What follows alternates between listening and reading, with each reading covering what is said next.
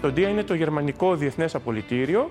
Είναι το ίδιο πράγμα με το Abitur, ο ίδιος τίτλος, μόνο που λαμβάνει υπόψη του τη γλώσσα της χώρας στην οποία βρισκόμαστε. Δηλαδή, στην περίπτωσή μας, τα ελληνικά. Υπάρχουν μαθήματα που διδάσκονται στην ελληνική γλώσσα, όπως επίσης και μαθήματα που εξετάζονται στην ελληνική γλώσσα.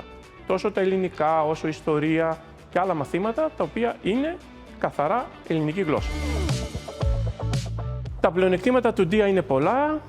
Με το DIA, το απολυτήριο, μπορώ να πάω να σπουδάσω όπου θέλω, σε όλα τα πανεπιστήμια του κόσμου, στη Γερμανία φυσικά και παντού, Αμερική, Αγγλία, όπου χρειάζομαι και όπου θέλω. Το μεγάλο πλεονέκτημα είναι ότι τα γερμανικά πανεπιστήμια είναι δωρεάν, δεν έχουν δίδακτρα, άρα ο κόσμος μπορεί να πάει να σπουδάσει χωρίς να έχει την επιβάρυνση την πολύ μεγάλη που έχει στα αγγλικά ή στα αμερικάνικα πανεπιστήμια.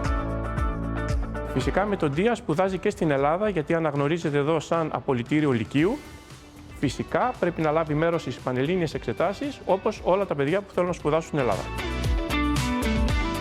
Το DIA είναι ένα απολυτήριο εισάξιο και ισότιμο με το ελληνικό απολυτήριο λυκείου. Δηλαδή, ο μαθητής έχει απολυτήριο γενικού λυκείου και μπορεί να σπουδάσει παντού, σε όποιο μέρος του κόσμου θέλει.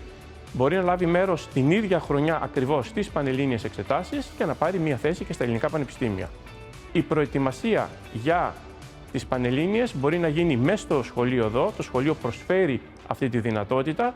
Προετοιμάζουμε τους μαθητές μας έτσι ώστε να είναι πανέτοιμοι και να πετύχουν και στην Ελλάδα μαθαίνουν. Η Γερμανική Σχολή Θεσσαλονίκης έχει μια ιστορία πάνω από 130 χρόνια στην πόλη μας, σε όλα τα πολιτιστικά και τα εκπαιδευτικά θέματα. Οι απόφοιτοί μας διαπρέπουν παντού σε όλους τους τομείς, τόσο στην Ελλάδα όσο και στο εξωτερικό.